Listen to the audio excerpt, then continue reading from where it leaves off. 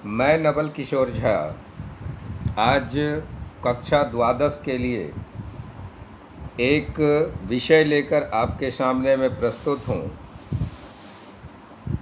विषय है कहानी लेखन। सर्वप्रथम कहानी के संबंध में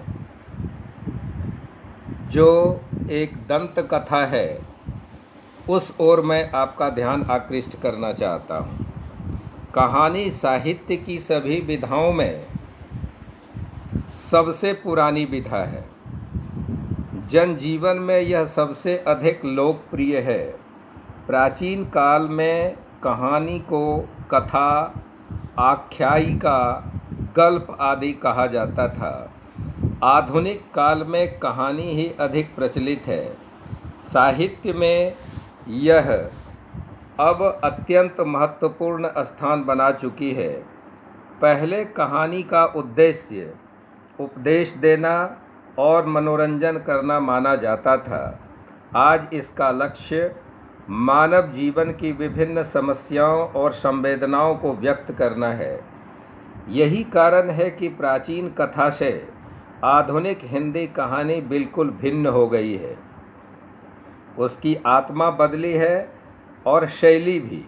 कहानी के तत्व मुख्यतः कहानी के 6 तत्व माने गए हैं: कथा वस्तु, चरित्र चित्रण, संवाद, देश काल या वातावरण, उद्देश्य, शैली, कथा वस्तु। अब इसके विषय में मैं आपको थोड़ी जानकारी दे देना उचित समझता हूँ।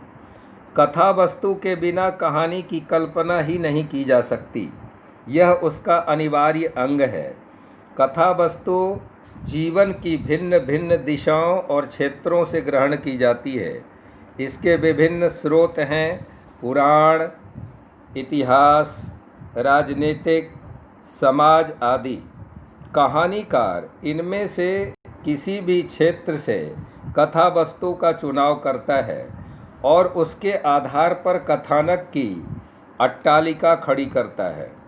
कथा वस्तु में घटनाओं की अधिकता हो सकती है और एक ही घटना पर उसकी रचना भी हो सकती है। अब तो कहानी में घटना तत्व अत्यंत सूक्ष्म होते जा रहे हैं। आज घटना की आवश्यकता पर अधिक बल नहीं दिया जाता, लेकिन उनमें कोई न कोई घटना अवश्य होती है। दूसरा है चरित्र चित्रण। कहानी किसी व्यक्ति की होती थी या व्यक्ति की होती है। यह व्यक्ति ही कहानी में चरित्र कहलाता है, जिसको अंग्रेजी में कैरेक्टर कहते हैं। कहानी में इसकी संख्या कम से कम होनी चाहिए, तभी कहानीकार एक चरित्र के बाहरिक और आंतरिक पक्षों का अधिक से अधिक मनोविश्लेषण कर सकता है, लेकिन मूल घटना से उसका गहरा संबंध होना चाहिए। तीसरा है संवाद, जिसको अंग्रेजी में डायलॉग कहते हैं। पहले संवाद कहानी का अभिन्न अंग माना जाता था, लेकिन अब उसकी अनिवार्यता समाप्त हो गई है। ऐसे अनेक कहानियाँ लिखी गई हैं या लिखी जाती हैं जिसमें संवाद का एकदम अभाव रहता है। सारी कहानी वर्णनात्मक या मनोविश्लेषणात्मक शैली में लिख दी जाती है। संवाद की कहीं भी आवश्यकता नहीं पड़ती, लेकिन संवाद को कहानी के पात्र सजीव और स्वाभाविक बनाते हैं।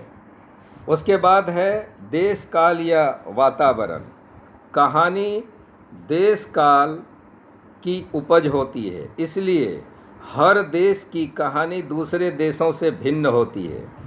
भारत में या इस देश के किसी भी भूभाग में लिखी कहानियों का अपना वातावरण होता है, जिसकी संस्कृति, सभ्यता, रुचि, संस्कार का प्रभाव जब स्वाभाविक रूप से पड़ता है, यह अपने आप उपस्थित हो जाता है। उसके बाद है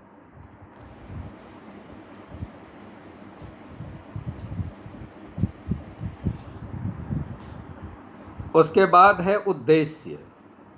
यह कहानी का एक तत्व माना गया है। सच तो यह है कि साहित्य की किसी भी विधा की रचना बिना उद्देश्य के नहीं होती।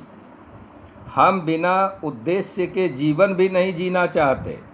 कहानी की रचना भी बिना उद्देश्य के नहीं होता। कहानी काल का कोई न कोई प्रयोजन हर कहानी की रचना के पीछे रहता है। यह उद्देश्य कहानी के आचरण में तो रहता ही है, साथ ही साथ उसके आवरण में भी छिपा रहता है। प्रकट हो जाने पर उसका कलात्मक सौंदर्य नष्ट हो जाता है। उसके बाद है शैली। शैली कहानी की सुसज्जित करने वाला कलात्मक आवरण होती है। इसका संबंध कहानीकार के आंतरिक और बाह्य पक्षों में रहता है।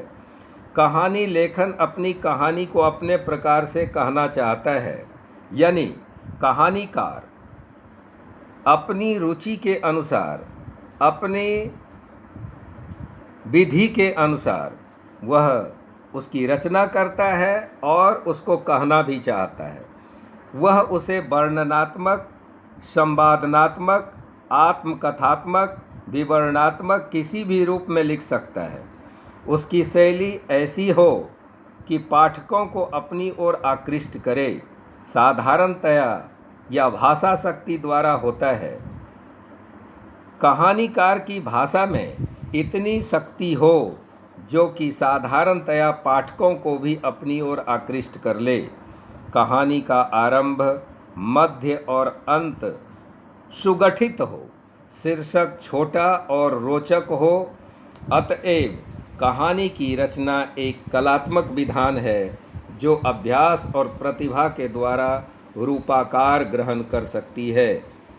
आज की कक्षा यहीं समाप्त होती है। धन्यवाद।